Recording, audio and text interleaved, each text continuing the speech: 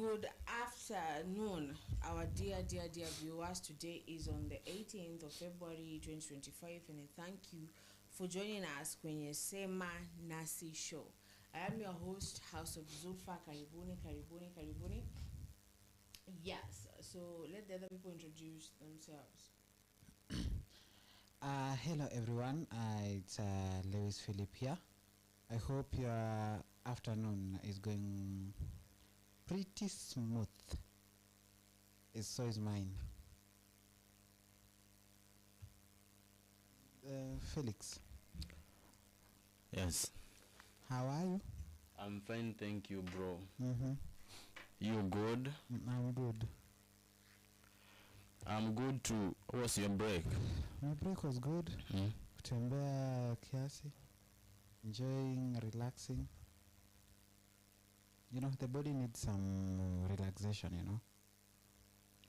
Thank you so much. Yeah. I'm good too. Nice. Yeah, so if you people are good, you can go to, before we get to the thing that we're going to talk about today, about Governor wa Nakuru. Body found floating in Lake Nakuru. The body of a fisherman who was allegedly arrested by KWS officers on January 18th, Brian Odhiambo, has been found floating on the lake, on Lake Nakuru. I think we discussed that about a man who was fishing, and then he was arrested. Arrested, or he was taken by KWS, and his family was asking the government to actually help them to washughulikia hayo mambo, and now inapatikana that mwili wake umepatikana. We don't get why he was taken. We don't actually get at all. After how many weeks? Like from the 18th. And then I'm being told that Senator Kiambu Senator Karungo Dhagwa at DCI headquarters following the arrest of Juja MP George Kiomburi, because George asked how much money did they use to sponsor for Mr. Raila to go to the AUC, and he was arrested. So Kiambu Senator Karungo ako na yeye huko, amesema atakuwa na yeye hapo kwa DCI. So those are the kind of updates that I'm getting, that zina happen sahi. Yes. Wow. And another thing that has happened is that the court has sentenced Governor Susan Kihika 6 months in jail for mismanaging water, illegally disposing of waste into Lake Nakuru. That's beautiful. Lake Nakuru inachafuliwa. Why, Governor? But the governors in Nakuru have been having scandals. Like the last governor, was it like a governor or something of Nakuru, Mr. Lee Kinyanjui or Mawanjui, something. Yeah, Kinyanjui. He apparently, he took people from the streets, akawaeka kwa msitu. The homeless people in Nakuru. Yeah. He took them and akawaeka huko. Yeah. Now this Miss Susan Kihika hajakuwa kwa ofisi for the last, I'm going to say tangu last year. In fact, I remember last year is when we were told she's not in the office. Ameenda majuu kwenda kuzaa. Some few days ago, a senator said that huyo anaenda kuzalia majuu wakati watu wa kaunti yake wanazalia kando ya barabara. Sawa? Yeah. And right now you're saying what? She has been sentenced for illegally disposing waste. That means that was untreated waste. Yani kona masumu na manini.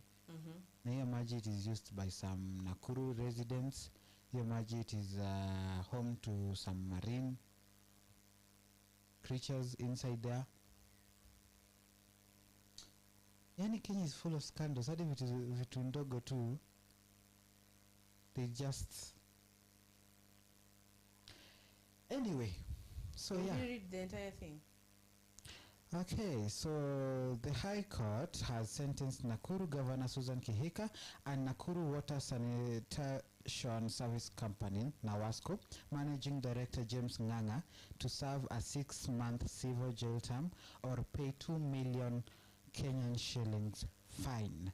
This comes after the governor was found guilty of contempt for illegally disposing of waste into Lake Nakuru.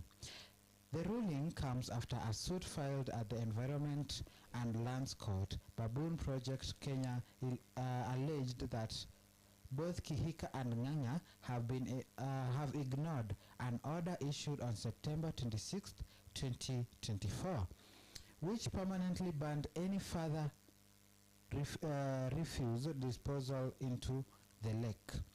The court order issued by the Government and Lands Court was intended to stop the continued pollution of Lake Nakuru by the NGO, but the NGO claims that waste disposal has persisted, damaging the ecosystem.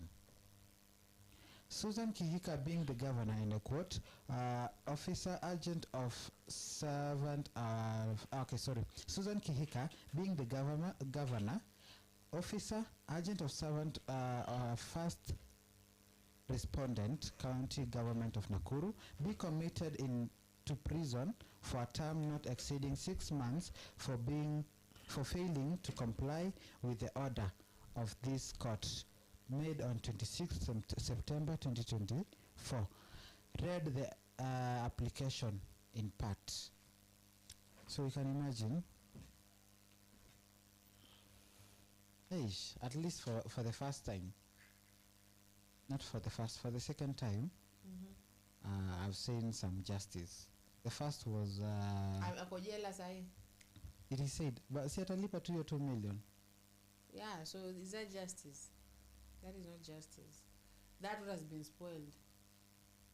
Of which bado agenda jela, how is that justice? By that nini ingesema itolewe. Angemwambia atoe na pesa yake kwa mfuko. A clean hiyo mtaa mahali ameharibu. Because saying that he any justice, what is justice to you? Justice is I don't believe in justice, I just believe in vengeance. No. What does justice mean to you? It means that payback in a beautiful way or something. In a kind way. In a kind way. I mean, you can justice ama kwa duni revenge zote. Revenge kiasi revenge wacha tu. Felix, what is justice according to you?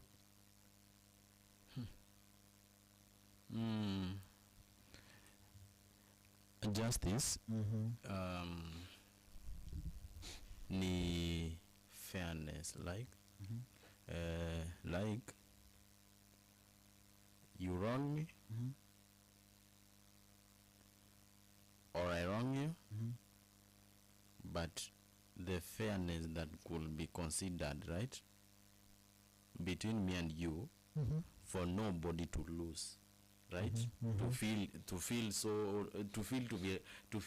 being a loser, bro. That is what we call justice. Yes, when you get what you deserve, when it comes to conflict and whatever. Anyway, you can consult the lawyers and Google. They can explain better than me. But to people when it comes to this governor, yes. But to people who don't believe in justice, who just know that if you do harm, it is said, there is this group I'm in that says, God have mercy on my mouth, do no harm but take no shit. So you can imagine if you do that person harm, what next will come to you? You don't believe in justice. Let me to think and give you a better what? Definition. Yeah, define it.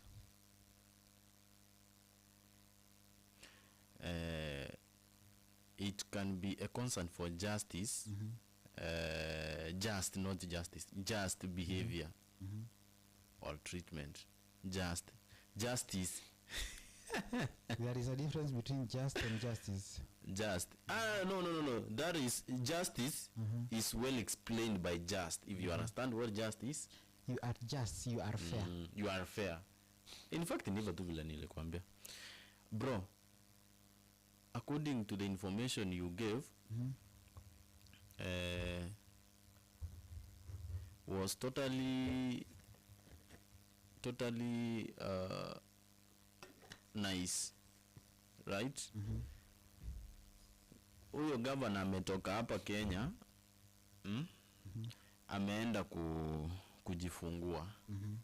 But in the real sense, kujifungua si mbaya, right?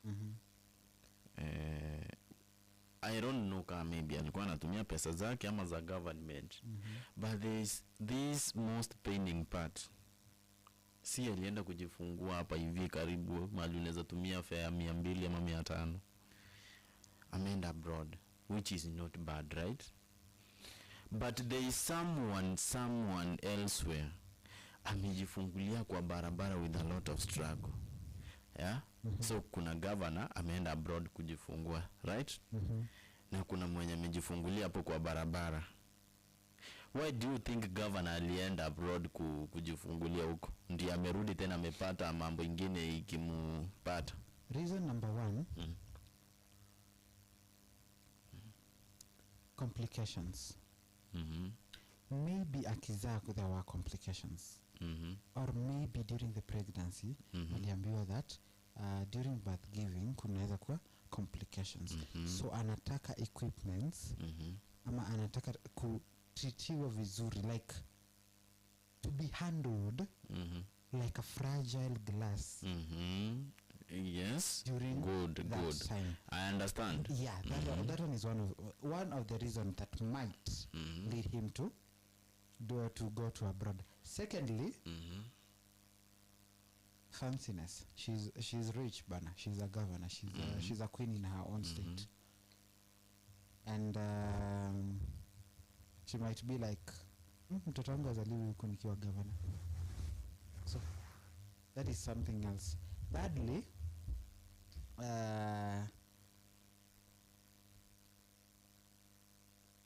alikuwa ameenda trip na kaza. Alikuwa ameenda off na akamua. Okay. By mistake mtoto akafika. So we'll never know, here tu ndio atajua. Zulfa, what can make you go zalia abroad? I think it will kuzaa abroad, she is rich. Sindio? Nothing else, like one of complications or anything. She just went. She just because wanted she to felt like or whatever. Ama alikuwa anataka mtoto wake akue. I think we discussed that when it happened. We were here and we discussed maybe she wanted her child to have dual citizenship. Apparently she has a law firm there and all that. So alikuwa nchi gani? I don't know, Texas somewhere in the US. So apart from that, sawa, tulikuwa tunaongelea mambo ya justice. Do you that is the thing now. Sawa, her going to give birth there doesn't concern us at this point. So that is personal to her. Now the thing is, mambo ya kuharibu hiyo like Nakuru ni mali ya umma, si ndio? Like Nakuru, it serves people, si ndio? Does it have fish or something? Yeah. Yes.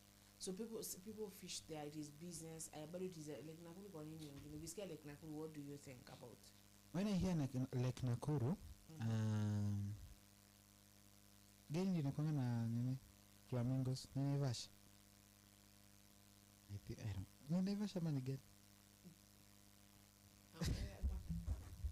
Felix, gani inakuanga na flamingos? Oh my god. Between Nakuru and Naivasha, gani ndiko na flamingos? Inakuanga gani? Inakuanga Naivasha. I'm asking you. Nakuru. Dear God. What were you people, you did social studies? No, you do social studies, because I'm not gonna answer that for anyone. I am not. You don't know. I swear I know that it smells so bad when you're there because of the lady, but I'm not gonna tell you because I'm like, what? Guy, What?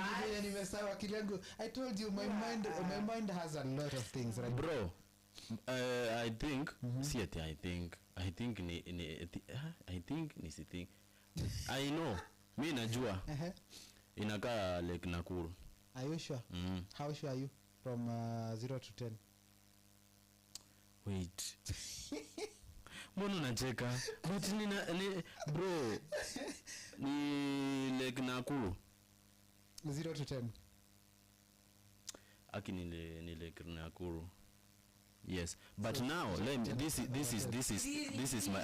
is my question. The thing is okay, Mimi, I did not do tourism, so tourism alishikwa sawa, governor alishikwa. The question is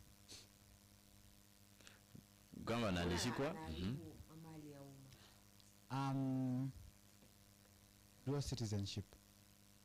Sa dual citizenship nini again extradited and resolution to up again. I think, are we having a good relationship with those people? Right now, no. Right now, no. Because I'm thinking about or whatever. And they introduced the marriage na sasa wamekataa huko kwao. See, by the time Mr. Ruto apata kitu alikuwa ameenda Pentagon. Then what happened? Ama ni president mwingine alikuwa saa huyu mwingine na hajali hataki. Now the thing is, these people wakianza kuitwa into account, like when you do this, you're brought, unaulizwa maswali kwa like wewe fulani fulani, sawa? Why are you doing this? You're arraigned in courts, sawa? Why are you doing this? Kama mimi mambo ya waititu kubaki on heart attack, that is blood pressure. Ati on heart attack? No, blood pressure. Sawa? That, are you surprised? Yeah, like, why are you surprised and we did that yesterday? Oh yeah, nimekumbuka. Yeah, Bwana Waititu was after amesha get like sasa this is what you did, you're gonna go to prison in a back. He says guy naona na blood pressure, nipeni time kidogo. What is that? Aya huyu naye pia saa huyu sketi no, if they are brought to waende jela. In fact majua I think they should jela. They should be brought to mwanadamu wa kawaida. Yeah, they should be brought to book. Sawa, uende hapo, you brought down there, you go, because mbona utupe uchafu kwa Lake Nakuru? It is the most beautiful lake, very beautiful. Our revenue actually, those are the things that inafanya Kenya tupata revenue fulani, because watu wanakuja kuona hizo lake, wanakuja kuona flamingo, wanakuja kuona vitu vingine huko. Kuna ile information yenye ilikuwa inasema a non-government organization wants Governor Susan Kihika and Nakuru Water and Sanitation Services Company managing director James Nganga jailed for 6 months for disobeying a court order aimed at halting waste disposal into that lake. Yeah.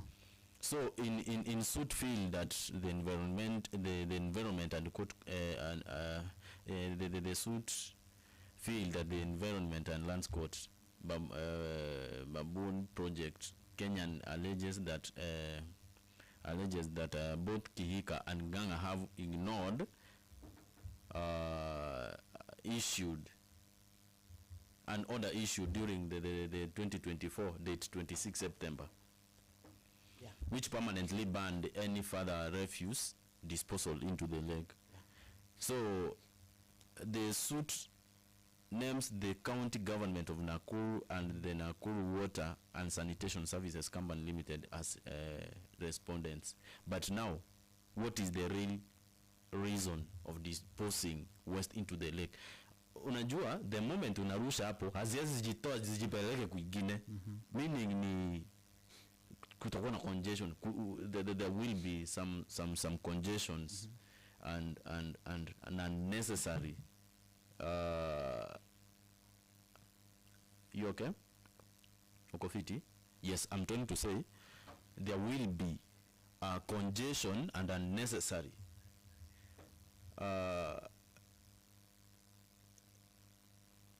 I don't know, some of the unnecessary odor will be generated from the same area. And those people who are around there will never be at peace. right? So the moment these waste products zinakuwa generated into the lake,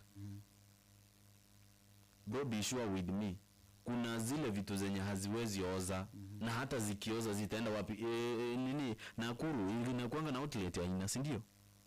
Nakuru It doesn't. Aina ile hata ni Rift Valley. That is bad. Yeah, lakes. Very very bad. So let me ask you, kuna hao watu wenye wanaishi hapo hivyo around, si ndio? Ama kuna wenye wako si hata kama si hapo kwingine, but they are using water for some other purposes. One way or the other. Yes bro. Alafu kuna west zenye zilirushwa hapo ndani, sijui ni za kutoka miaka gani. Yeah. Mbali hata na plastic, kuna hizi vitu zingine zenye maybe zinaweza kuwa so toxic, whereby some of the cans kwa mfano zenye zilikuwa zimebeba some of the chemicals, right, zimerushwa ndani ya maji, na kuna watu wenye wanaogeanga mtoni.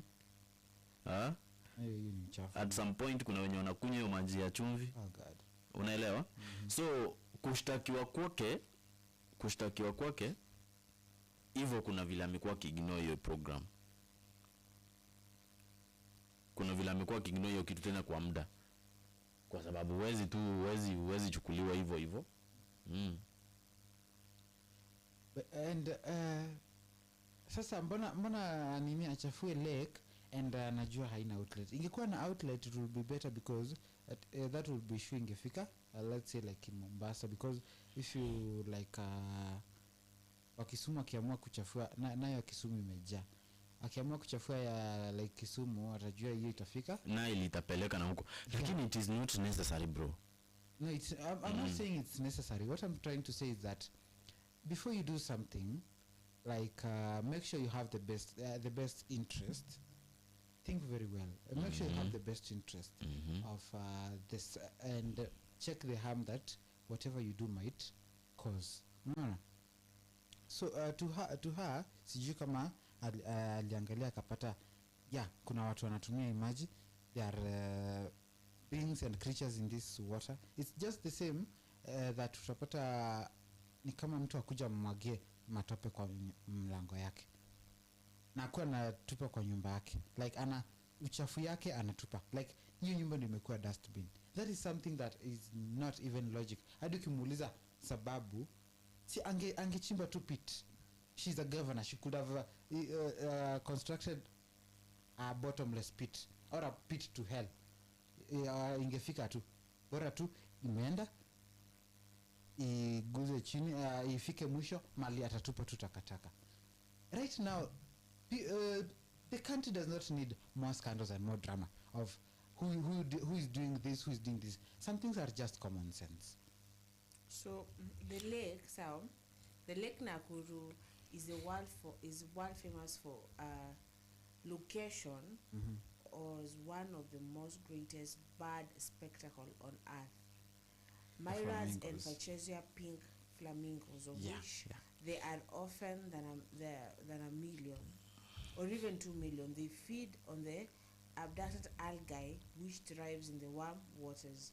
So like I think that is one of the most beautiful places. So and to hear that she's disposing waste there, these birds to another lake, they start dying, and then even unapata imeishia tu hapo.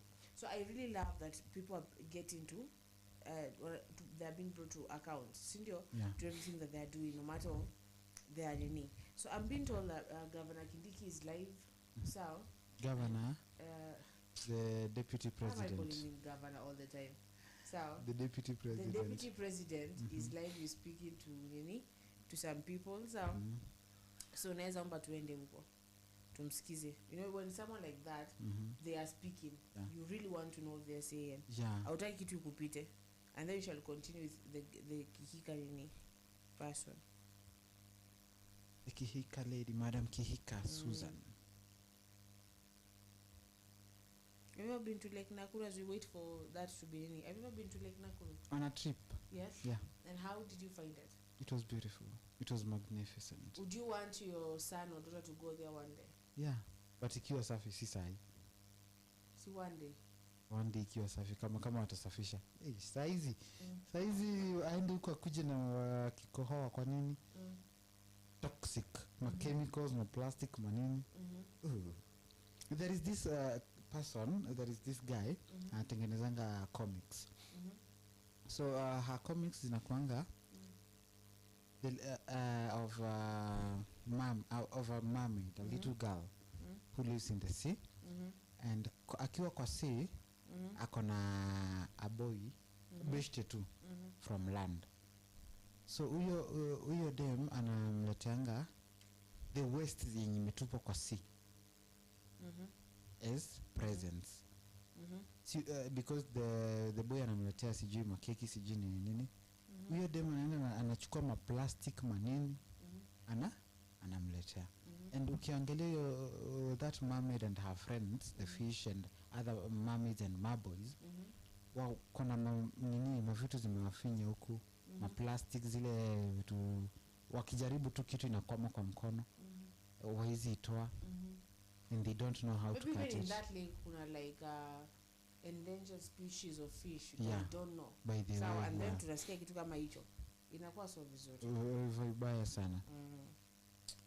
So huyu jamaa point yake inakuanga at least we preserve the lake. We should preserve everything, especially water. And it is so sad. Very sad. It is so sad.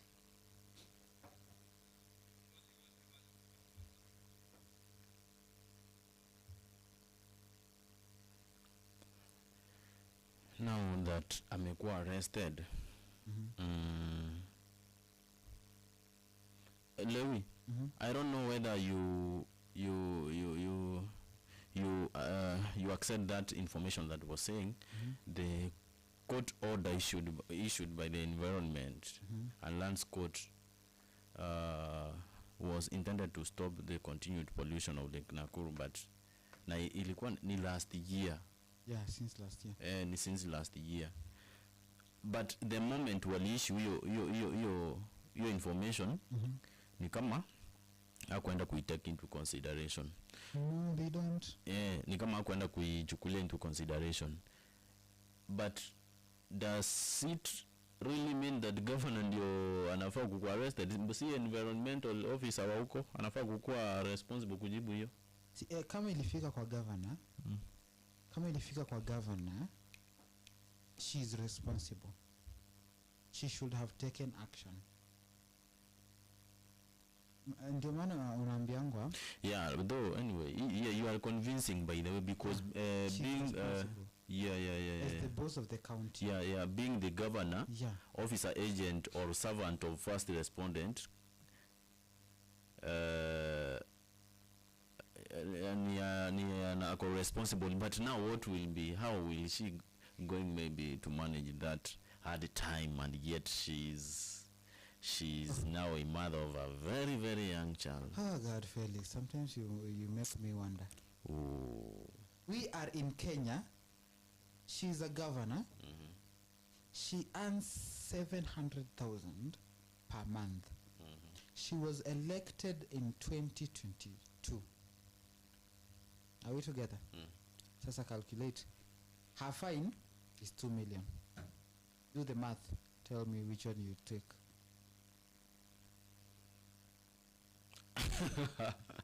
Good.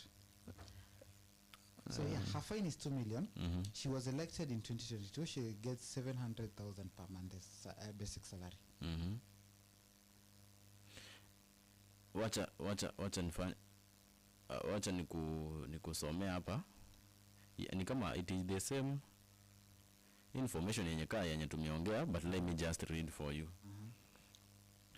Inasema the High Court has sentenced the Nakuru Governor Susan Kihika and Nakuru Water and Sanitation Services Company Managing Director James Nganga to serve a 6-month civil jail term or pay a cash 2 million fine. So this comes after the Governor Kihika and Nganga were found guilty. Sawa? Were found guilty of contempt for illegally disposing of waste into Lake Nakuru.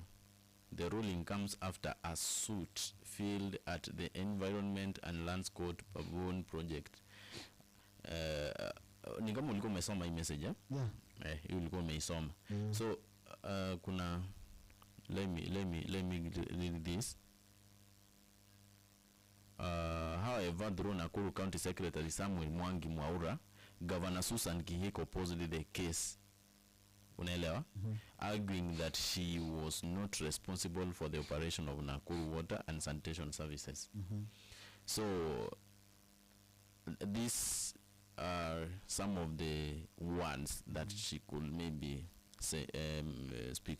I contend that in the circumstances of this petition, the petitioner has not and cannot prove any element of contempt against the governor of the first respondent. So ni kama alikuwa against. Ni kama ana feel like ni kukosewa na kosewa. Oh dear. Ni kukosewa na she was told. Ni kukosewa na kosewa ndugu yangu. Well,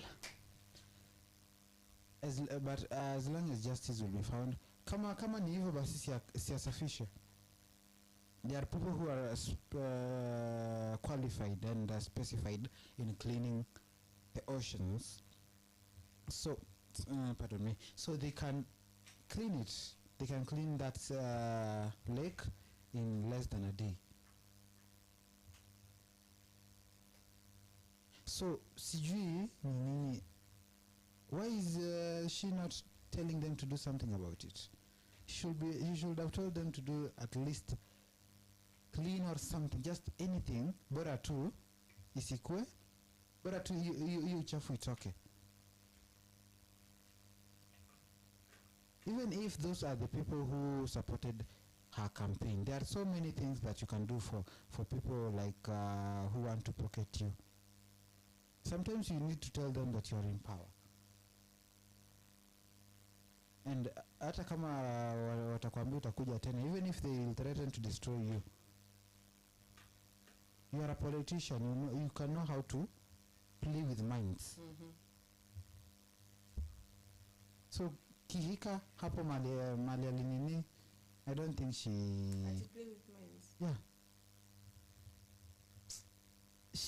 She's a governor. She did politics.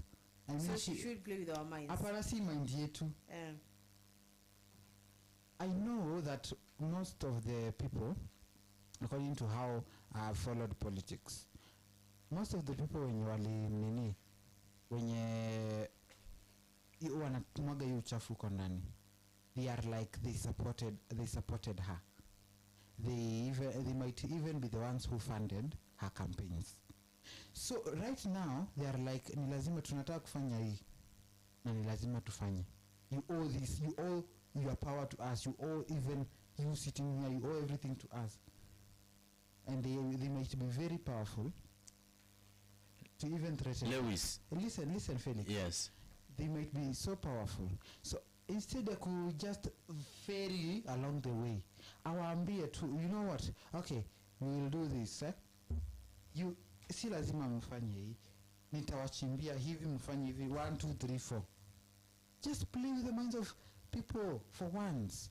Si lazima acheze na akili za watu hawana pesa. Why are you speaking that way? No, because these people. Is there any kind of good manipulation? Yeah, there is. Which one? One which leads to win-win situation.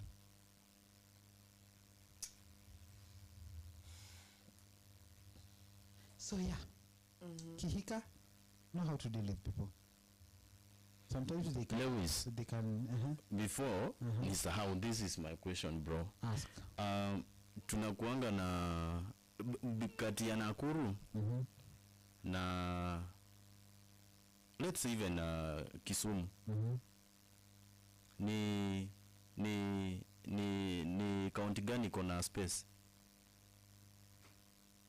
Nakuru was the cleanest county.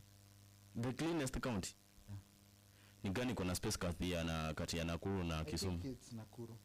And what about Nakuru and Nairobi? Ni gani yenye kona space? Nakuru. Nakuru, right? Mbona Nairobi hatujasikia kitu kama hiyo? Nairobi ni chafu hata. Basa. Nairobi inakaa chafu, si ndio? Si ati inakaa, it is. It is. It is. Ushafika pale the Athi River, wacha nini? The Athi River? Not Athi River, a place. The Athi River. Or River Athi. The Nairobi River. And it's okay, bro. This is now where this is my direction, right? Does it mean like uko Nakuru hakuna mahali wanaweza tenga mahali pa kuweka uchafu, ndio maybe hizo uchafu zitolewe baadaye kutoka huko zikienda maybe zikiwa recycled according to your information, yani vile tu unaelewa? According to how I see, yes, they wanted to keep face, you know. They want to keep face. As I said before, I think there's a certain way that Nakuru wants to be seen or perceived. So, yeah. And the last governor was accused of kuchukua watu walikuwa hapo Nakuru, the homeless people, those street families, and taking them. Sina evidence, someone niko na evidence, but it was a question that was even asked when it was being vetted for CS, and he said that he never did that. So because there's no family that has ever came came out. Yeah, to say that sisi tulitupwa ama familia yangu ilipotea nilikuwa nishigi hapa kwenye street, no family ever came out to say that, ndio. So I think there's a certain way that these people want to be seen, and they use any mean at all to do that. Nakuru Baki is the cleanest country, and if we love to dispose these things kwa river, we love to do that. So yeah, they are like there is no better place to dump waste than the river or somewhere. Yeah, because it will never be found. Even when you want to kill someone, you dump them either in a garbage or in water. But ni nini sasa kinaweza fanya Nakuru na environment officers waanze kukaa na differences na governors if Nakuru ni haina maybe space mahali wanaweza tafuta mahali pa kunini hiyo uchafu? Ama maybe ni what do you think maybe? I'm very sure whatever you are going to respond is what you think, but not is exactly the information. So what you as an individual, what do you think inafanyika hapa katikati, bro? Na tushaelewana like Nakuru iko na space, bro. Let me tell you the truth. Ukienda place kama Kisii, by the Kisii is one of the mostly densely populated land with many people.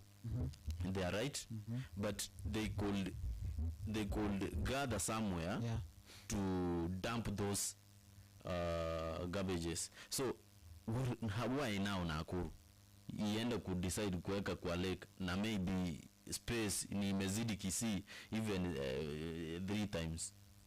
Yes, I think it's just that they don't want to waste a lot of money. Unakuwa stingy. Yeah.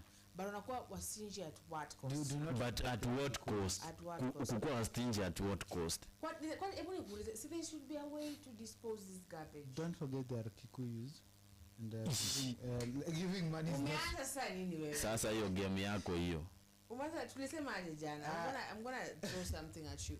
We say hakuna kusema eti ni Wakikuyu ama ni Wajaka ni nani. We say they are Kenyans. Kila Mkenya ako hivyo sasa. Every Kenya right now. Wewe mwenyewe unataka kuspend nini?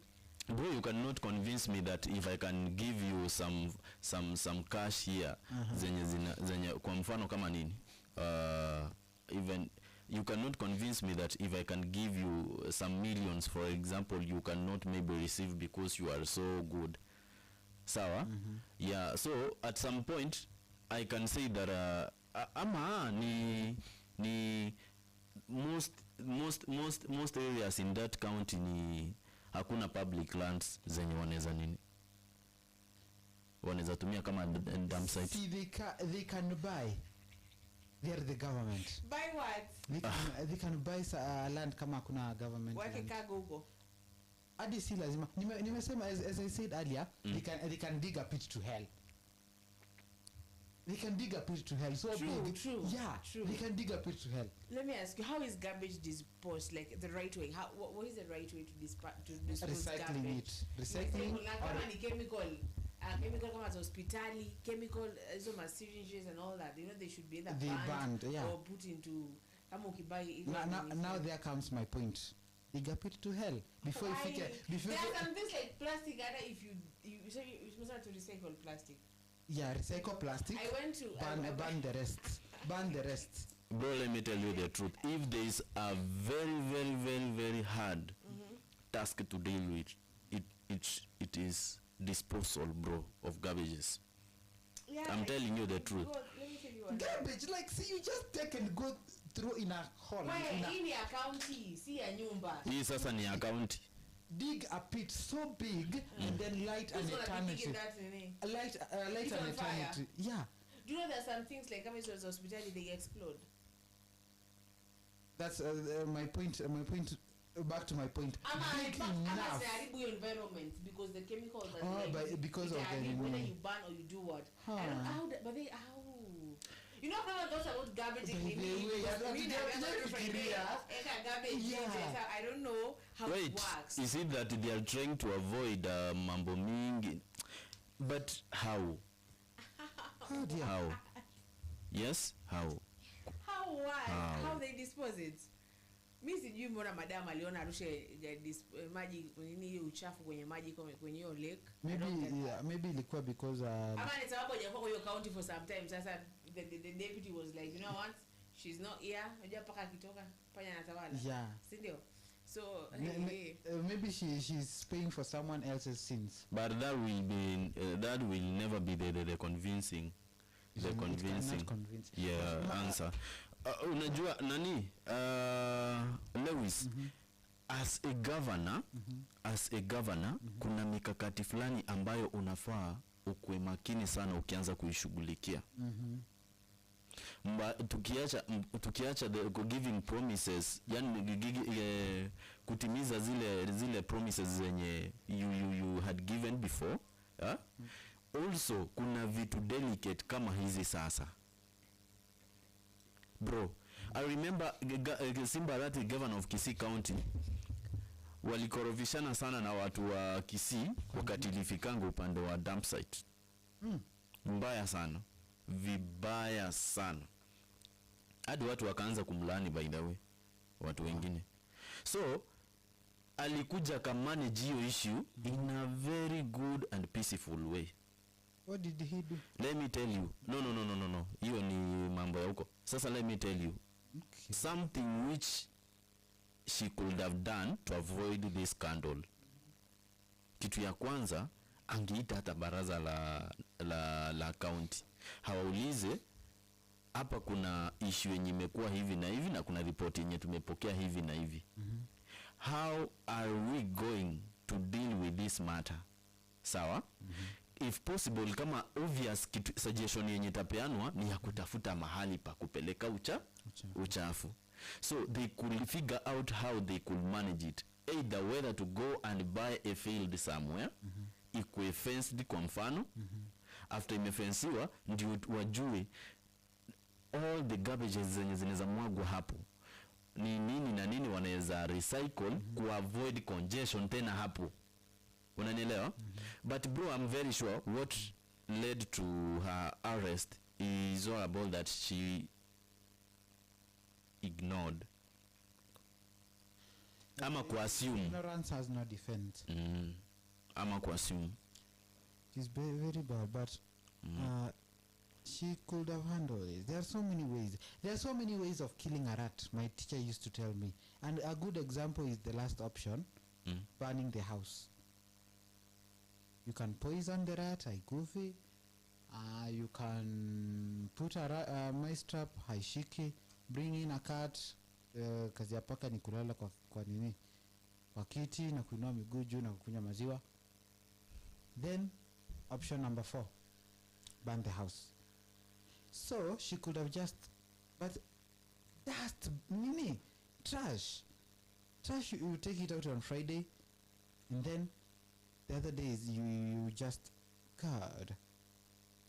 But I think you are right. Hapo kwa secure field, wange secure. Hasa ubaya ni, ifike point that secure field, unajua itajaa. after some few months itakuja ijae. And ikija, what next? What next ikija? Because you can't tell me that ikija itaendelea tu kufiliwa. And you know that some plastics have carbon monoxide or whatever. Plastic is made of so many things, and ukichoma it will spread, causing long-term diseases, causing respiratory diseases. Sure. And even destroying the ozone, making Nakuru close to almost a desert. So I don't think there is anything that could not be done for trash. Ama kuna hii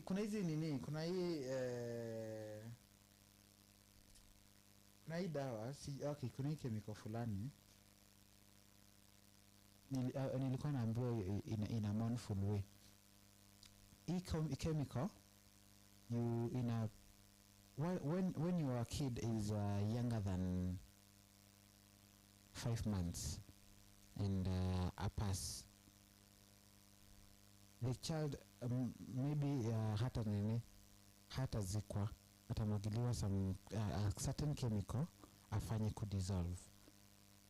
Can't that chemical be produced imwagiliwe hizo vitu, ama it only works on human beings? It works on anything that you ukiekea anything. Si basi watengeneze hiyo. Hizo vitu najua si mzuri. They are very bad for the environment. Very bad. Hiyo ni kitu ambayo ukiweka hapa, it is like a virus, itakula mpaka ikule. Hiyo place it is secured ya kutupa dust. Yeah, kutupa dust. Hiyo trash. Do you know this place in Maju ambayo NASA used to do their experiments there? I'm forgetting the name of that place. And then one day like a chemical went off and the entire mtaa yote mpaka saa hii hizo chemicals ziko hapo. It's been like more than 50 years and it's still there, that you can't live there. Watu walikuwa na cancers, people don't live hiyo place inaitwaje, ni ya NASA. Sawa, Maju. There's something the words. Those chemicals are so dangerous. Ikikaa hapo itakaa even for 100 years in that place. Na itaanza to kuingia into the air system. So my friend, do you think that is right? Good. Can't they make it more safer? Tuko Kenya, ma. We are a third world country. Third world. I'm sure. I know that there must be a solution in some things. Solutions. There's someone who said something, so when you said that Kenya should pay madeni, and then someone said, how do you think that we're gonna pay madeni kama SHA imetushinda? SHA. So how are we gonna start buying those chemicals and making those chemicals? Hizo lab kwanza ziko na madawa za kufanya hivyo. Hizo labs zenyewe, do they have the need to do that? Do they? Madam Kihika is a fond of foreign things, so she can import. Na pesa ya watu wa Nakuru sina pesa yangu. Mimi niko mbali na Nakuru. Hiyo itanisaidia. My dear, I'm still getting the message of Kindiki's speech. Sawa, naambiwa magavana represent shida zao wakiwajibu. So kama tunaweza enda huko inaweza kuwa vizuri. Can we get a glimpse of that? Of our beautiful deputy president. Very beautiful and oh God have mercy. Sorry, akili sijuko yuko wapi. Of our very intelligent, very great deputy president, Mr. Kithure Kindiki. Mr. Kithure Kindiki, in case you ever see this, PS here. Zote familia nitakuwa PS kumoja. Right now. Nitakuwa PS. Right now, sawa? Nitakuwa natumana V8 na kukuja hadi si V8 Land Cruiser with escort ya magari kaa 8 hivi. Wewe fiti. Yeah. So in case our lovely president and intelligent deputy president ever consider, are you the PS, yeah, permanent secretary? I'm here. And you kujikampenia yote. Yes. You kujikampenia yote na nikose kupewa PS. What qualifications do you have? All of them. You're a lawyer. Kabisa. A political. Oh. Yeah. I am great at doing my work. Pangia mambo ya ukulima pale bungeni na nasaidiana na rais kwa mambo ya ukulima. And I want to assure you, sisi kwa bunge yale yote mtasema, as I said, tutapitisha, hatutaweka koma. Na hata mahali iko full stop, tutatoa full stop ili iweze kuwa inaweza endelea. Unajua ukiweka full stop inakuambia hapo. Lakini ukiacha hivyo unaweza ongezea. Ukisikia hiyo ni barabara, mheshimiwa anasema ifike Mitunguu, ukisikia ifike Mitunguu isiwekwe full stop, iendelee kidogo, si ndio? La pili, your excellency, ni kushukuru because vile unafanya ni vizuri. Niwaambie, hivi ndivyo tulikuwa tumekubaliana wakati tuliomba kura, that we went round the entire country tukafanya county economic forums, na mnakumbuka hata Meru tulikuja, si mnakumbuka?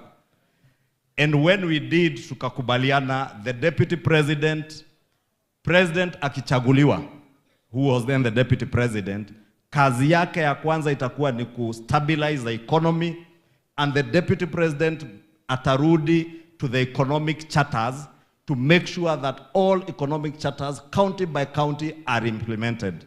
Unfortunately, Your Excellency, we lost 2 years. For 2 years, county ya Meru hamukuitwa hapa Karen, ama mkaitwa anywhere else, lakini si leo mmefika. So Waswahili wanasema afadhali uchelewe kuliko kutofika. Si mmefika leo? Na kufika kwenyu sio mambo ya siasa. Ni mambo ya review of those economic charters so that we look at the priorities that we set with you in the Meru economic charter. Mahali tumepita tuseme hii imefanyika, mahali haijafanyika tunasema haijafanyika. Mimi niliambiwa na deputy president na president niwe nikija hii mikutano ili ile mnakubaliana ikiwekwa pamoja, ile inafaa kufanywa bunge tufanye, na tutafanya na hawa wabunge.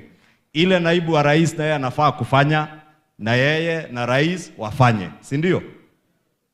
Mambo ya barabara najua kuna nyingi zimekwama, na rais ametuambia this year ndio mwaka ya barabara, ya kufungua zile mabarabara zote zilikuwa zimekwama.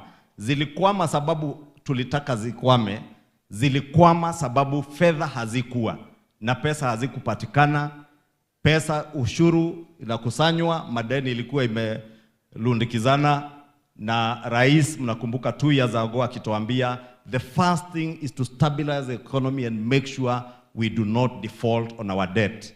Leo mumeona all international agencies, hata yule anaitwa Moody, they have now reclassified our country to a positive rating from a negative rating. Kusema uchumi umejidhibiti, and that is why it will be possible now to access more money from the international financial markets to be able to restart the stalled road projects. So Your Excellency yetu itakuwa rahisi na hawa wabunge. Ile tutakubaliana hapa, wewe na rais hamuna option, lazima mutekeleze. Musipotekeleza ni sisi na nyinyi.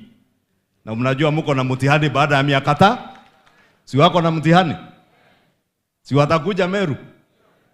Wakija mnauliza, mulituambia barabara, mulituambia bei ya miraa itakuwa bora zaidi.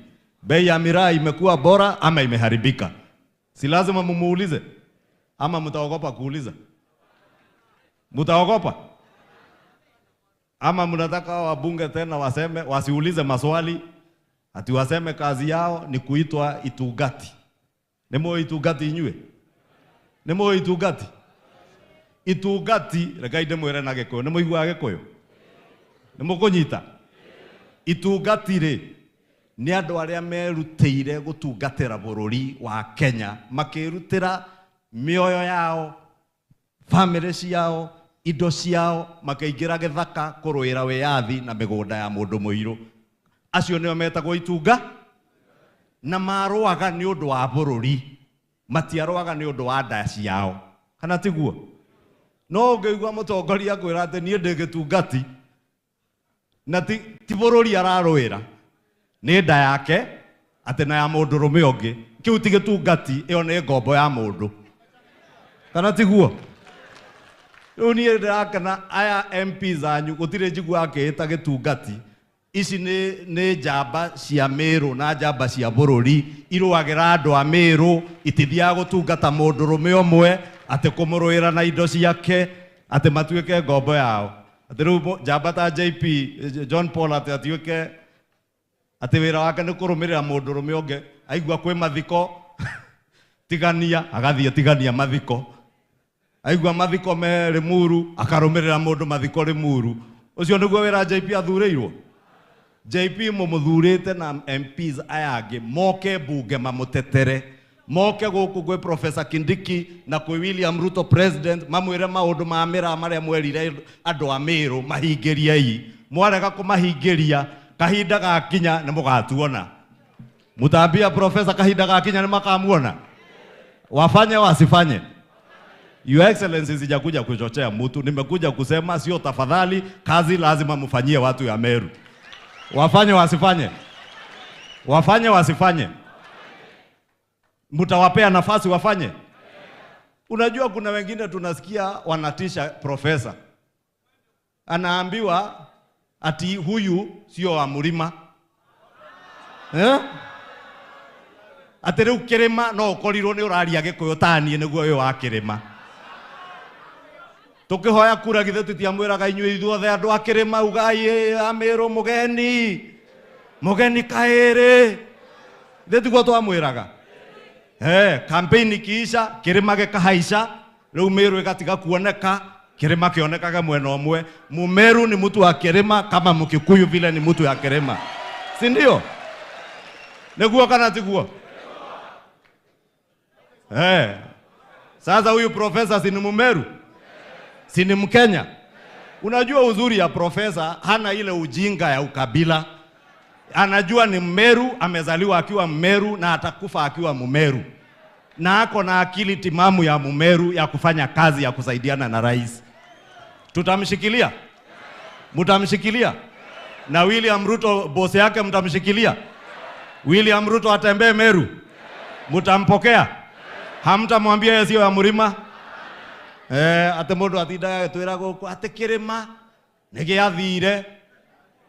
Inyuĩ tondũ mumire Meru rĩ, nĩ muonire kĩrĩma? Kĩrĩ o hau? Gwĩ kũndũ gĩthiĩte? Gwĩ kũndũ gĩgathiĩ? Gĩgũikara o harĩa kĩrĩ? Na inyuĩ mũgũikara o thirikari-inĩ ya William Ruto na Professor Kindiki? Tujipange, hata Mumeru anaweza ongoza Kenya na akuwe rais wa Kenya. Kana tiguo? Nĩguo kana tiguo? Kana nĩko gwatuĩkire no Mũgĩkũyũ ũngĩathana Kenya? Niĩ njaragia Gĩkũyũ na ndĩ Mũgĩkũyũ na ndĩ Mũkenya, no nĩ njũĩ ona andũ arĩa angĩ a Kenya nĩ a Kenya and they have a right like every other Kenyan. Si ndio? Nĩguo kana tiguo? Sasa tusidharau huyu profesa ati sababu hajipigi kifua, sababu hasemi mimi ni mtu ya mlima. Tusimudharau. Nasikianga akisema mutikairire reri uceke. Iyo reri niwe kuaga mbugi cia mugithi. Ona mutikaire profesa nĩ gũkuhĩha. Ũkuhĩ ũcio wake hakiri nĩ nyingĩ maita 10 ma mũndũ ũrĩa ũtindaga akĩgamba gũkũ. Si huyu ako na akili? Si ako na ujuzi? Sasa hata hajamaliza miezi 5 kama amekuwa deputy president miezi 3. Nyinyi watu wa Meru miaka 2 hamjai kanyanga Karen, mulikuwa mmeiona kwa TV. Sasa miezi 3 muko Karen. Na hamjakuja siasa, hamjakuja kukula, si muko na chakula. Noe gũkũ gwitũ Gĩkũyũ-inĩ tondũ gũtiarĩ irio nyingĩ, ũngĩekĩra irio nyingĩ mũndũ eragwo ici no Meru igĩrĩ cingĩnina. No inyuĩ mũtiũkire kũrĩa, mumekuja muongee mambo ya maendeleo ya Meru, si ndio? Sasa wewe kama tulikupea kazi miaka 2, hujaita kaunti ya Meru uongee mambo ya miraa, hujaita kaunti ya Meru uongee mambo ya maziwa, hujaita kaunti ya Meru uongee mambo ya majani chai ama ya kahawa. Kila siku ni kirema rorere tukuria mbia cia miraa, turie cia kahua, turie cia macani, no tutikaria rorere. Niguo kana tiguo andu aitu? Niguo riu ni mugwitikira ati riu turero ati tume thirikari ino Ngai ino na mange tuingata na maragita tutingiuma tuguikara ino. Nyinyi wa Meru mmesema tukae kwa hii serikali ama mtafuata mtu ati kwa mazishi ati atupeleke sijui ati ndiraugire kirima ne kiaumire ona mungiriukia Kimathi kana muriukie Jomo Kenyatta nie kirima ne nie njugaga na ne nie ngauga. Ona Uhuru wa Kenya atarari o hau agitwira niwe okauga na tukiuga ithuĩ tukauga. Hata 2027 watu wa Meru ndio watasema. Ni nyinyi mtasema ama ni mtu mwingine? Na kusema kwenyu ni utenda kazi. Kweli si kweli? So your excellency, sorry nimechukua muda kidogo, acha niende bunge, sina uchochezi. Nimesema tu usipofanya kazi wembe ni ule ule. Wembe ni ule ule. Wembe ni ule ule. Mtu akishindwa na kazi safari ilikuwa. Lakini mnaona kama huyu anaweza shindwa? Si miezi ni 3 ametuita hapa tuongee mambo ya maendeleo ya Meru. Your excellency, vile tulisema, mimi nilikuwa hapa na watu ya Kiambu. Na niwaambie, niliwachochea kidogo nikawaambia next year lazima Professor Kindiki atuite tena. Atuambie yale tumesema hapa kama yamefanyika, lile limefanyika tunasema tick. Ile haijafanyika anatuambia kwa nini haijafanyika na itafanyika siku gani. Au sio? Na akiweza asituite hapa, atuite pale mbele pale State House. Kana tigua? Kana Meru angeigira State House gutikuhingurwo. Riu ni mwecirĩtie ati mundu wa Meru no aikare Karen deputy president. Mukiragwo kirima no kimando icio ngogituika ngano wa ungetuika ana Meru ni mwana wa kirima ta mugikuyu uri ongi wothe. Neguo nyitirire jambe no itu na tunyitirire president. Mumeamua Meru mutashikilia president atufanyie kazi, na sisi wakati ukifika, wakati watakuwa wamenyeshewa wakiomba kura, tutawapea mwavuli ya kujifunika. Tutawapea kura zetu siku hiyo. Dinari ya siasa no kwaria githe tiguo. Mwathani amurathime. Nimeshukuru, nimeona mpaka mzee Kiraitu, mzee wetu, ma-PS na mawaziri wetu wako hapa. Si huyu mzee ametufanyia kazi kubwa Kenya hii sana, lakini alifanya siku yake, si ndio? Sasa hatuna nafasi ya kutumia mzee Kiraitu kufikia mambo ingine, lakini tuko nafasi ya kutumia huyu kijana wenyu. Tumtumie ama tusimtumie? Tutumire hoyo.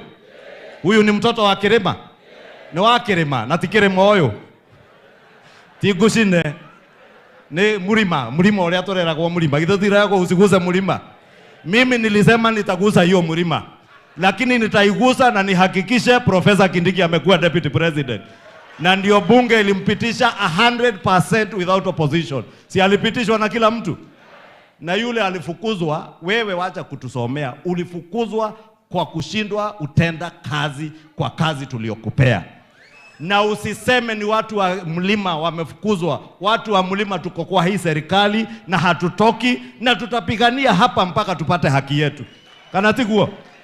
Ni murona twena Kindiki tatongera moko mwetiria indo. Na tampuru wa mburi. Nito tumwite. Tuite mburu wa mburi. Auge shetani huyo. Mwathani amurathime.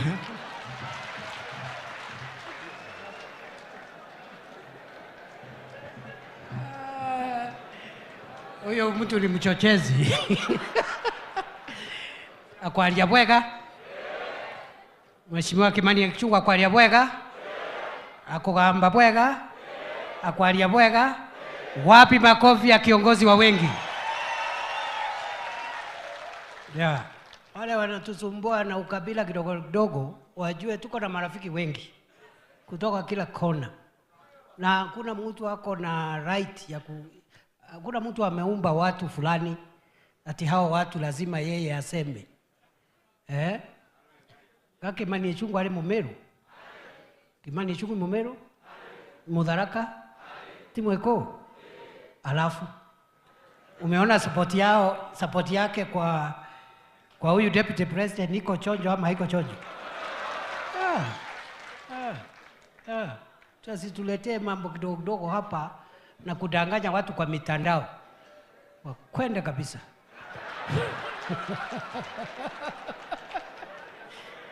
Na nimesema mara mingi tuheshimiane. Tuheshimiane, let's respect one another. Yeah. Ukitaka tuvurugane tutavurugana, lakini tuheshimiane. And we know what we are doing. Si ati tuko na uoga. Na hii mambo na Kimani hakukuwa hapa wakati nimeongea. Ile mambo niliwaambia asubuhi, si ndio Kimani amerudia hapa? Yes. This is not a political meeting. Hatujakuja hapa kupangia mtu fulani. We've come here because we know we have an agenda ya maendeleo ya Meru County.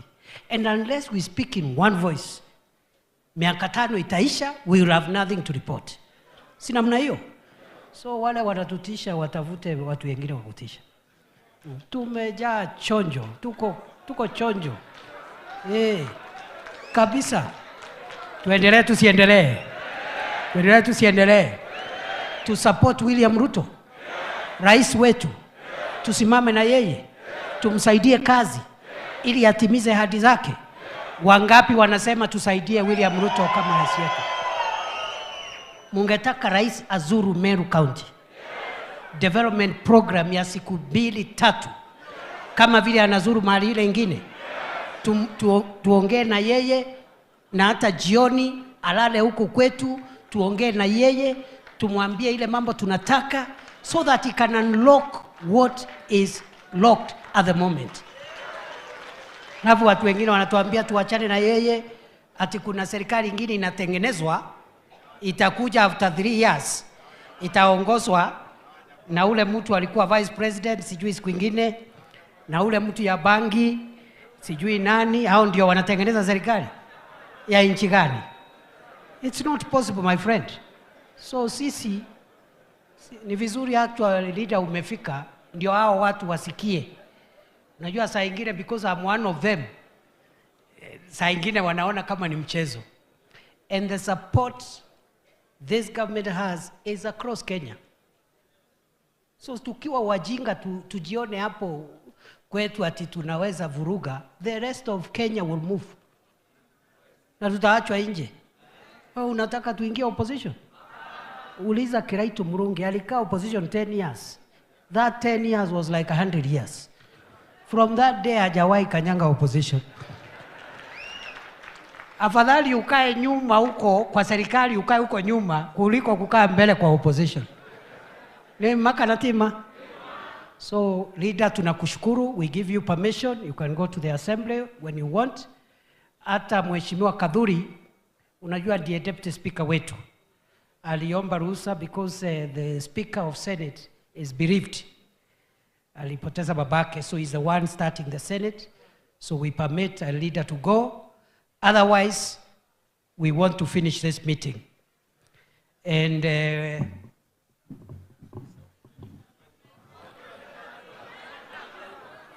Shadrack aongei kwa sababu wacha niwaambie sababu.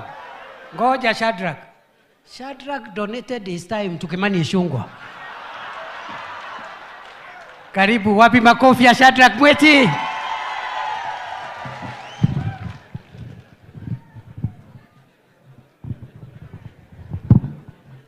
Asante sana, Your Excellency. Mine, I'll be very, very brief. Kwa sababu tulikuwa na meeting na wewe asubuhi, tukaongea maneno mengi, but for record purposes, I would like just to mention a few. First and foremost, on behalf of Mount Kenya East, I once again emphasize on the Togo airstrip being upgraded to an airport for commercial purposes and the extension of Isiolo Airport. Your Excellency, it's only in Mount Kenya East where we don't have an airport. We spend 4 hours all the way to Nairobi. This airport, the commercial airplane, will collect people from Bere, that is in Embu, Tharaka-Nithi, including our neighbors allowed Chuka, hence it is very important.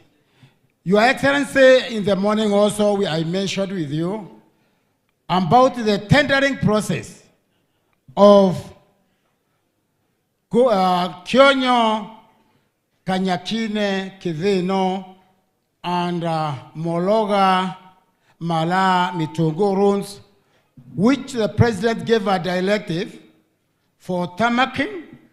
The budget is there, still awaiting the tendering, Your Excellency. Your Excellency, I would also like you to record the issue about Nkobo water and the sewage, which was started by Governor Kiraito when he was an MP. It is being funded by Belgium. CS Herrick is very much aware about this because I've been having several meetings with him. I would like you unlock this particular project. Your Excellency, I would also like you unlock a settlement between the Minister of Livestock, Kagrik, and Meru University on the issue of Marimba campus where everything is done. But NRC is requesting the university to pay lease for the land. But this particular project is being utilized by both the university, the Kagrik, and the Minister of Livestock. So we would like that lease being done. We need a free old lease, Your Excellency. Your Excellency, I'm talking on behalf of South Immense people now, composed of 250,000 people, 3 sub-counties with 115 voters. Hence, Your Excellency, this is a very densely populated constituency. Their first request, Your Excellency, is Kinolo Gaturi Nyage Kionyo Road, which is at Kenya. These people really get it very difficult.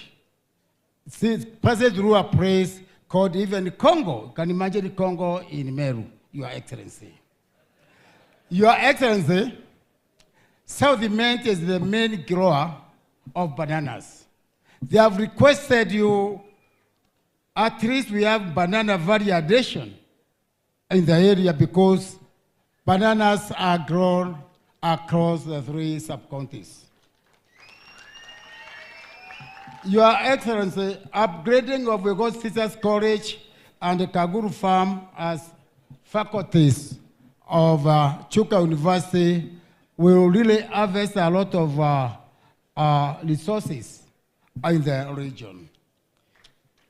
Your Excellency, you are also aware, because I discussed with you and reminded you, about Kedeno Dam that will serve all the way the Zaraka people and the South Immense, and the Marimba Dam that will serve the greater part of South Immense.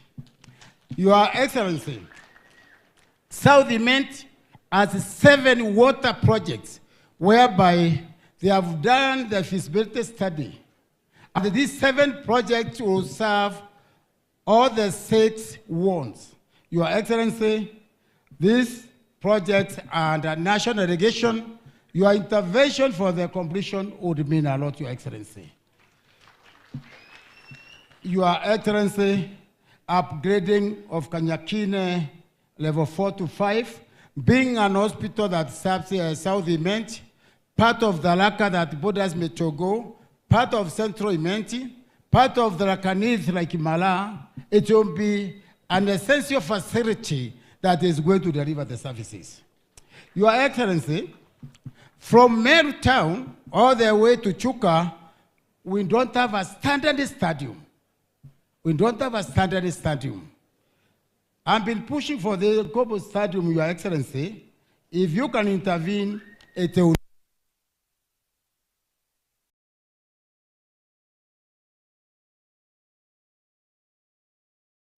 We want to thank the government of Samoei William Ruto that you facilitated the tarmacking of Kobo Lubiri Kithure Road.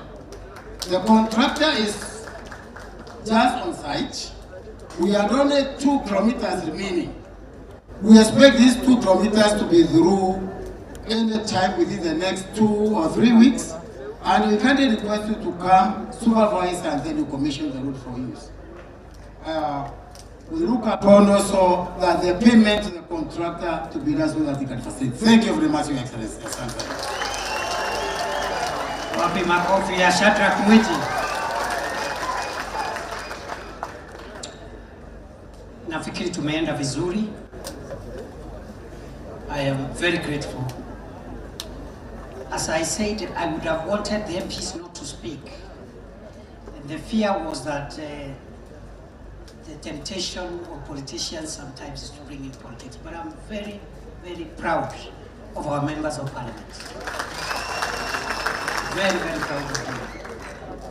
So because all the other political leaders will not speak, we will accept that the MPs did not speak as politicians. They spoke as representatives of our constituencies in the national government.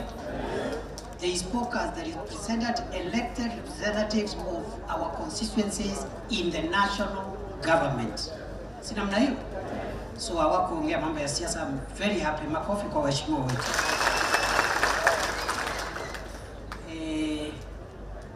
One MPs upper constituencies where I have not responded, don't worry, I've recorded everything. Sorry that I thought we need to make progress, and I will attend to each and every item. So mporo usijali, najua maneno yako. Na ingine, you know, if I explained all the projects, will have taken forever, even from our side. Kama hii barabara Shadrack anamalizia nayo, sio ati contractor amerudi site kivyake, amerudishwa na serikali ya Kenya. Na wakati mheshimiwa alikuja kujiona about pending ile pesa kidogo ilibaki ya contractor, before I came here, nimeshatoa amri treasury release pesa ya contractor. So mimi nitakuja kuiona. I have to see first before to let rise. I have to come and see the complete project first myself. I certify. Alafu sasa rais akuja kukomisha. Mimi siwezi commission barabara, sio yangu, ni ya serikali ya William Ruto. Kazi yangu ni hapa katikati. Hapa katikati kusaidia rais, hapa katikati, hapa katikati, hapa katikati. Alafu yeye mdosi anakuja. Sina na hiyo. Hiyo ndio ule rafiki yangu alishindwa. Yaani unajifanya ati wewe hata wewe ni rais. How is it possible to have 2 leaders at the same time? Yeah. Deputy ni deputy. Yeah. Na ukifanya kazi nzuri kama deputy, labda zingine Mungu atakuhurumia ukwe kitu kingine. Ni watu wengi wamepotea kwa sababu ya kiburi. Wewe ni MCA, unataka kuwa MP. Wewe utakuwa MP atakuwa gavana atakuwa mwingine. Sipi nini, sio kukorofishana mambo ya bure. Even if you are a sweeper, Martin Luther King said, be a good sweeper and sweep so well so that people will come and say, indeed, there has been a great sweeper here today. Naona hiyo. Hii kiburi mingi ndio inapoteza watu. So mimi hii inspection nakuja kufanya ya masoko, ya barabara, ya nini, sio kufungua. Ikimalizika naita mwenye serikali na kuja kufungua sasa. Na sitakubali aende kuona kitu ambaye haina budget na haitakamilika, kwa sababu ikiharibika tutaibisha kiongozi wetu. Na wale wako serikali nimesema that is now going to be, if you are a minister or a PS, you cause the president to come and officiate a function which there is no completion solution, you get into trouble. Sababu unataka uonekane unafanya kazi, lakini in the process unaibisha kiongozi wetu. Sina mna hiyo. So mimi nashukuru, nataka tupige kura. Nataka tupige kura. Kura ya kusema hivi. Kura ya kusema hivi. Sisi kama viongozi katika ngazi mbalimbali, viongozi wa kitaifa, viongozi wa mashinani, tukiwa professionals, na viongozi wa kanisa, viongozi wa jamii, viongozi wa siasa kutoka kaunti ya Meru, tumeamua ya kwamba tutafanya kazi kwa umoja kusukuma ajenda ya maendeleo ya watu wetu wa Meru County. Tumeamua ya kwamba hatutakubali mashindano yetu ya kisiasa yaingie katikati yetu na katikati ya maendeleo ya watu wetu. We work together to make sure the development agenda of Meru County does not get frustrated by our political differences and political competition.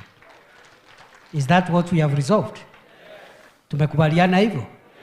Will as many of that opinion say aye? Those of a contrary opinion, nay, the ayes have it. Number 2, we realize that much of the resources that we require to open up development in our areas, roads, electricity, markets, industry, and all these other infrastructure we are looking at, those resources are in the national government, and it's therefore important for us to support the national government, work with the national government, and make sure that we pull resources from the national government to Meru County for the benefit of our people. Will as many of that opinion say aye? Aye. Those who have a contrary opinion say nay, the ayes have it. Unajua zamani nilikuwa speaker hapo ya Senate hapo. So kura ya makelele inachukuliwa kwa njia hiyo. Resolution number 3, for us to make sure we track progress made, we will do an annual review. The Deputy President will convene Meru County and other counties every year to account for progress made during that year, so that we move with certainty, we move with clarity, and we are able to communicate to the members of the public the achievements made, the challenges we are facing, what has not been done, and a roadmap for completing the unfulfilled promises. Tumekubaliana pia hapa katikati, kila miezi mitatu, a small group will have an opportunity to get a briefing of what has been done, but also the Deputy President will share publicly so that those who are not part of that small group can also be informed of the progress made every 3 months as we wait for the annual review. And I'm going to suggest how that small group can be formed. If you disagree with it, we'll stand it down. I will find ways of reporting progress every 3 months. So, every 3 months, progress, annual review at the end of the year. Will as many of that opinion say aye? Those who reject that opinion say nay, the ayes have it. Number 4. We have decided, using our elected leaders, to engage the national government, to engage the president, his ministers, his PSs, and all those who are serving in government, and to support and help the government to mobilize community for development. I'm saying this because some of the things we are saying, for example, about the campuses, we need the community to help us mobilize the students and other things that government cannot control. So we will work with the government to mobilize the community to support development programs and projects. And for that reason, we will work with the government and the president. Will as many of that opinion say aye? Aye. Those of our contraries say nay, the ayes have it. Finally, number 6. Finally,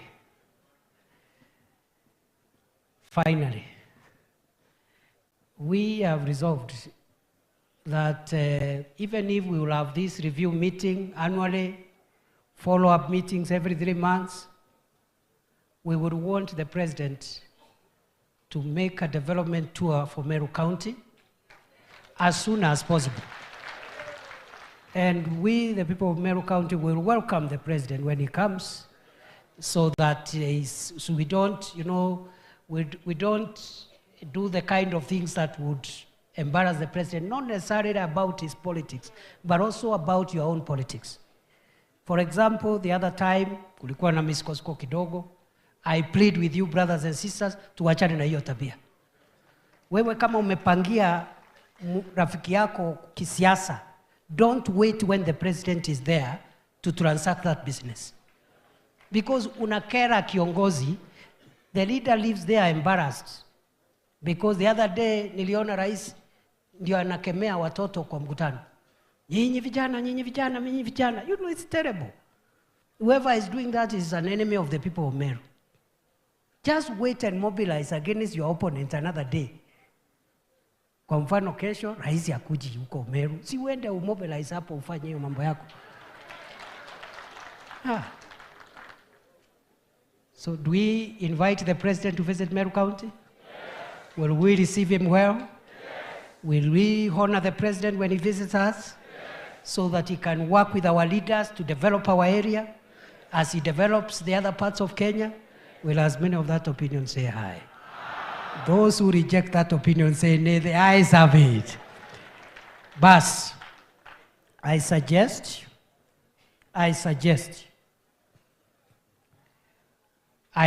this is a suggestion, tutaipigia kura. If it is rejected, we leave it here. Hapa katikati, every 90 days, I suggest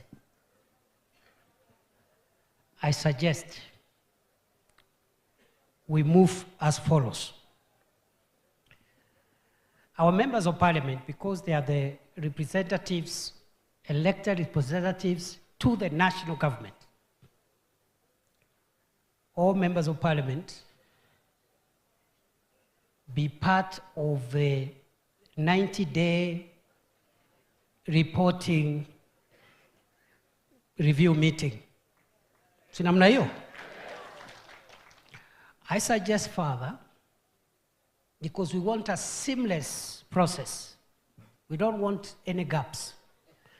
That our MCAs, because they are part of the devolved government, MCAs and governors are part of the devolved government, but we want to, and I will provide the technical secretariat support to make sure the interventions being made at the county government are supplemented by those of the national government so that there is no duplication. So if the county government is doing a BOAO here, the national government can do boreholes in the next village. Isn't it? So I suggest, although we have 2 levels of government, on behalf of the County Assembly of Meru, the Speaker of the Assembly be part of that meeting for 90 days to pick on behalf of the County Assembly and the MCAs if there will be. And if the Speaker is busy, you can send a representative. Sio mkutano ya lazima. If you're busy, just send a representative, or you can even choose not to come. There's no problem, Speaker. Speaker Bundi is my friend. The MPs also, if you're busy, you can send a representative. Mimi sina problem, I can meet anybody. Hata ukinitumia PA, nitamsikiza na nitampatia habari atakuletea. Kwa sababu hii dunia imejaa ukubwa mingi. Watu wakubwa wako kila mahali. Everybody's a boss. Namna hiyo.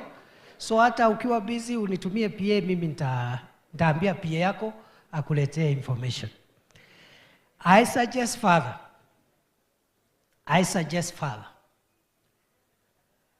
because you have a county assembly and the county executive, the governor or a representative be part of that meeting, because we don't want any gap in implementing our development agenda as a county.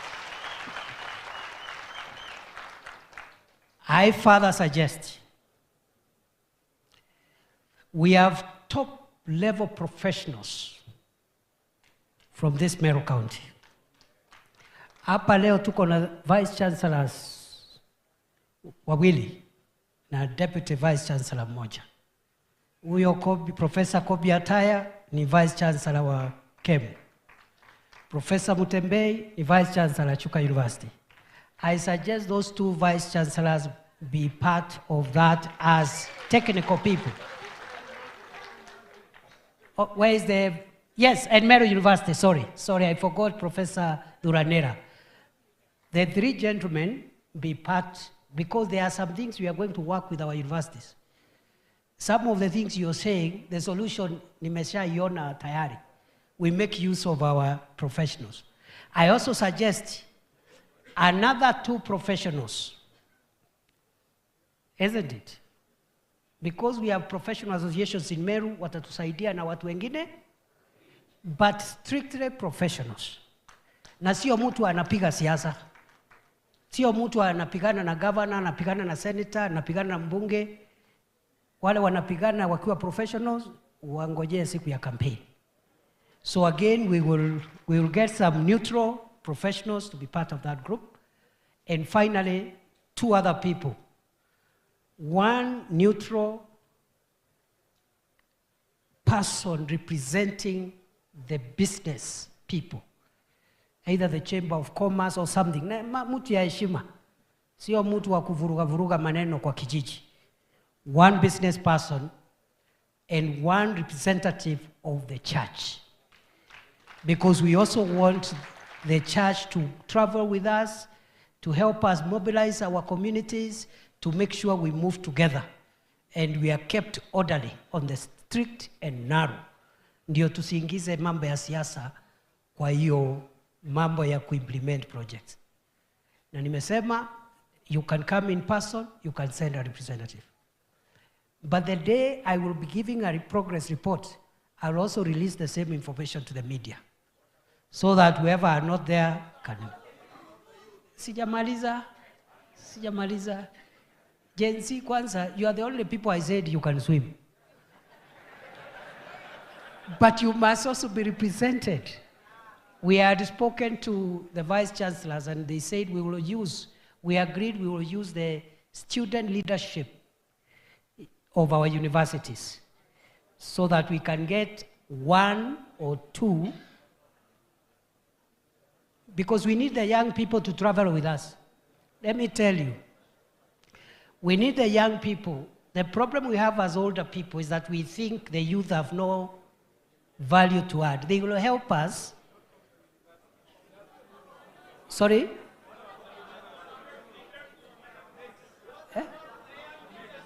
What? Matiang'i Ndikiri, what? Matiang'i? Yes. I believe.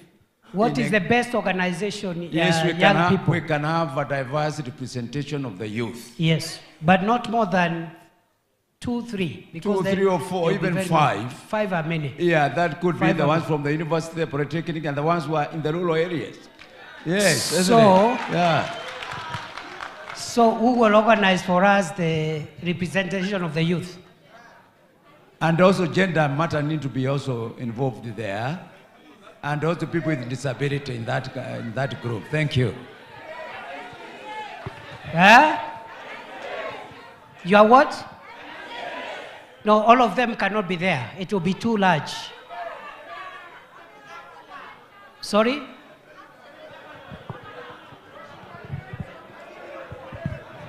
Let's have order. Let's have order. You're saying all MCAs need to be there? That's why I said the speaker or the representative from the assembly. Eh? There is a youth MCA. Ako wapi? Huyo amechaguliwa na wanarika, waheshimiwa aendelee. So tuendelee na hiyo kamati. In that order, will as many of that opinion say aye? Those who rejected say nay, the ayes have it. Mkutano imekwisha, mimi am happy. That is the best gift you have given the people of Meru County today. And I pray that when we meet after 1 year, we will have good things to say about each of our constituencies. So I want to thank you. Before we finish, allow me to recognize the following leaders present. And please maintain silence. If you don't want to cheer anybody, the other option is you just maintain silence. Because we are recognizing some of the leaders who have spent 5 hours here today. Many of them will not have a chance even to talk, but they have been humble enough to sit here and listen and give solidarity to our cause for developing Meru County. So we need to recognize them. Nataka nichukue nafasi hii nitambue my colleague CS Eric Muga, CS for Water, Sanitation and Irrigation. Nataka nitambue PS for Cooperatives, Patrick Kilemi, PS for Forestry, PS Gitonga Mugambi, PS for Diaspora Affairs, Roslyn Jogo. I want to recognize the Governor of Meru County, the Honorable Kawira Mwangaza. I want to recognize the presence of the Deputy Governor of Meru County, Elias Mutumu. Asante.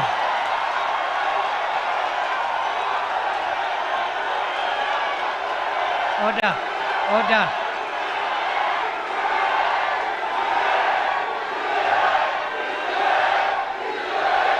Asante, thank you.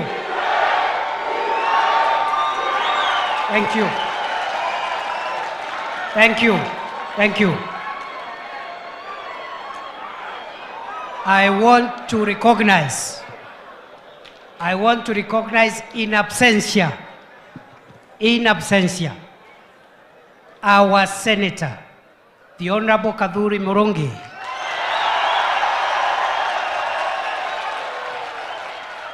As I explained, he had to go and start off the Senate because the Speaker is bereaved and he is the one in charge of the Senate. I want to recognize our women rep, Mrs. Elizabeth Kailemia.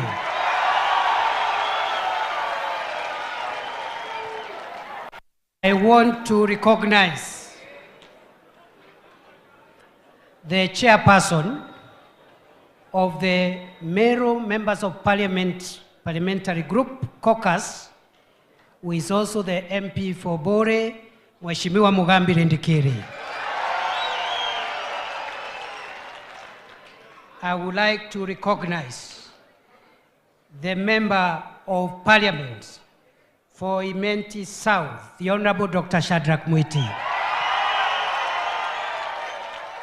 I want to recognize the presence of the Member of Parliament for Imenti Central, the Honorable Kirima Ngushine. I recognize the presence of the Member of Parliament for Imenti North, the Honorable Rahim Daoud. I recognize the presence of the Member of Parliament for Tigania West, the Honorable Dr. John Mutunga. I recognize the presence of the distinguished Member of Parliament for Tigania East, the Honorable Mporonto Abori. I recognize the presence of the Member of Parliament for Igembe South, John Paul Mwirigi. I recognize the presence of the Member of Parliament for Igembe Central, Dan Kele Karido.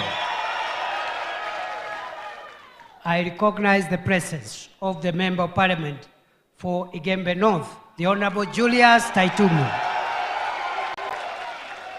I recognize the presence of our sister, the nominated Member of Parliament, Dorothy Muthoni Ikiara. I recognize the presence of our dear brother, retired Governor Emeritus of Meru County, the Honorable Kiraitu Murungi.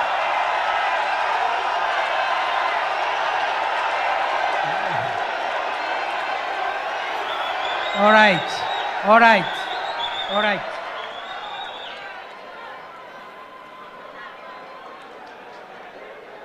I recognize, order members.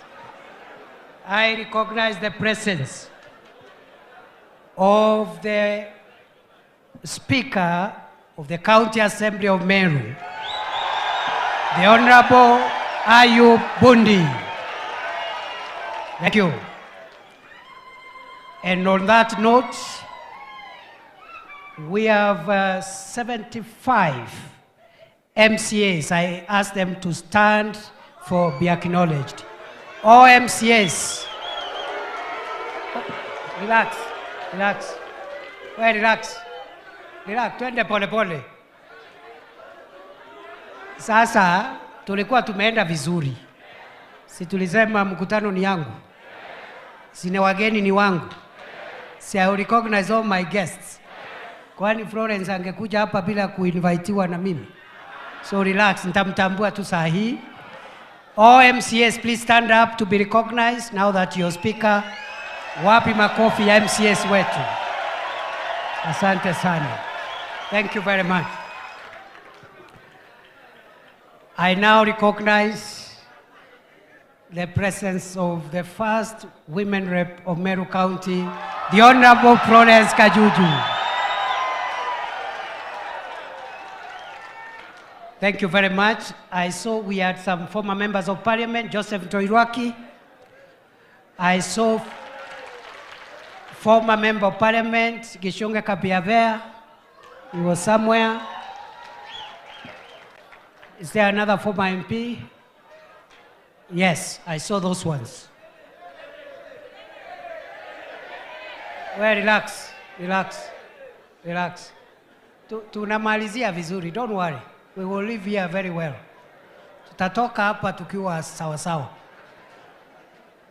I want to recognize,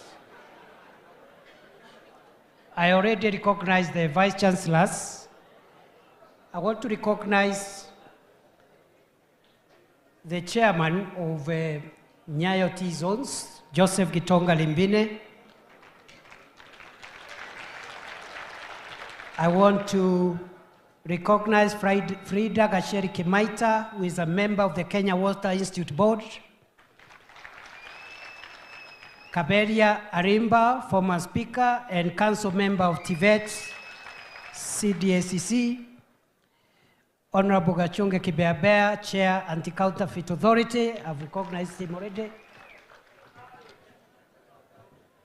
The Honorable Professor Kimathi Kigatira, Chair Kevevapi.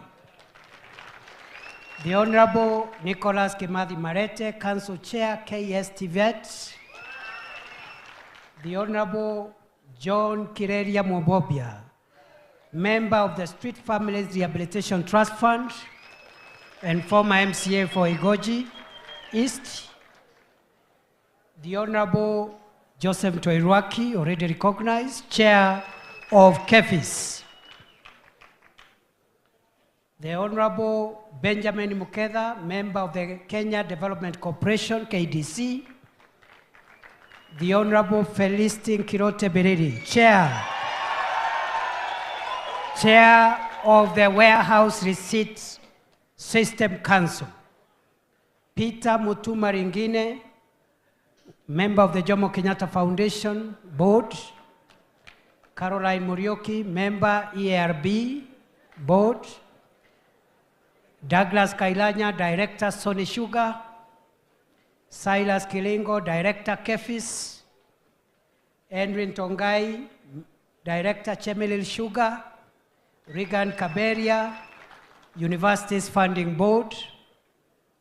Member Kimathi Idhibwa, Member KBC Board. Christopher Kinoti, Member of AFA Authority, Agriculture and Food Authority Board. Dr. Stephen Maore, Chair, Regional Center for Groundwater Resources. George Kubai, Managing Director, Agriculture Finance Corporation. Engineer Silas Kinoti, DG.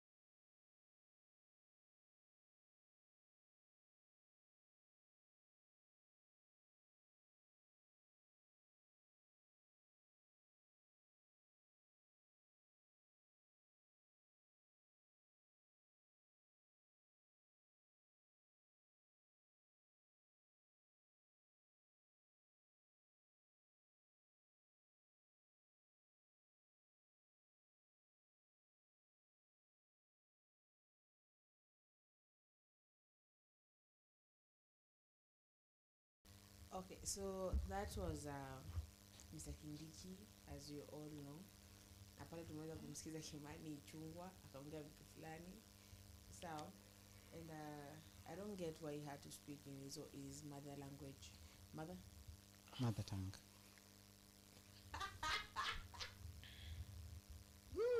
Let me tell you, my mind is gone, okay? Pale. My mind is gone.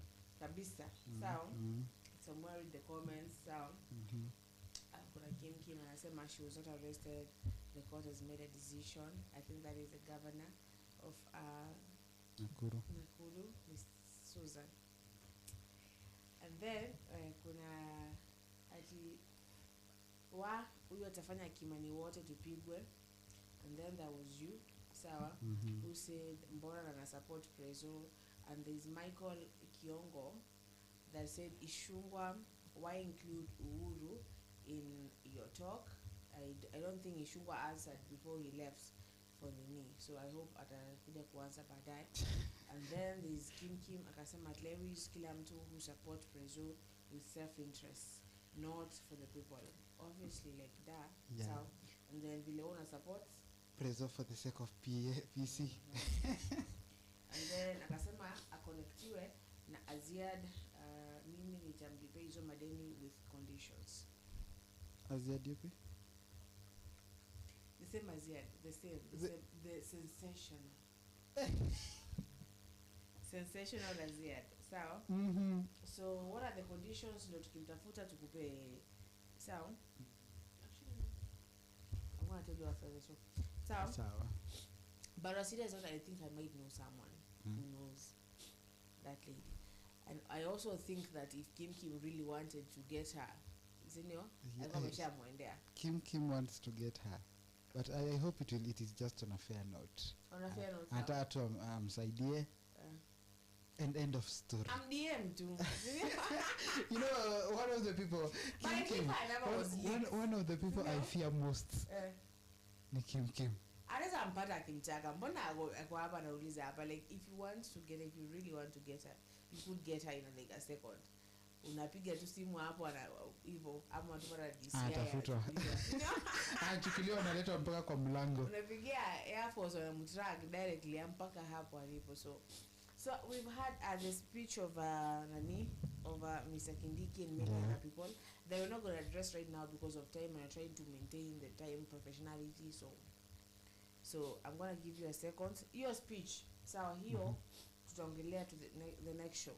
Yeah. We shall be kuichambua vizuri, tuelewe vizuri. Si ndio? So sema jina lako.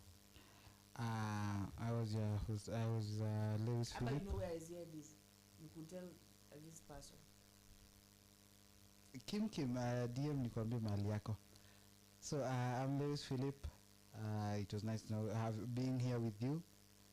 Mesikia speech, tutaiongelea, tutajua why this Kimani.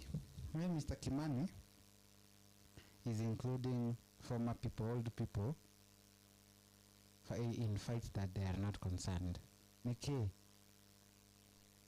Anyway, do have a nice evening.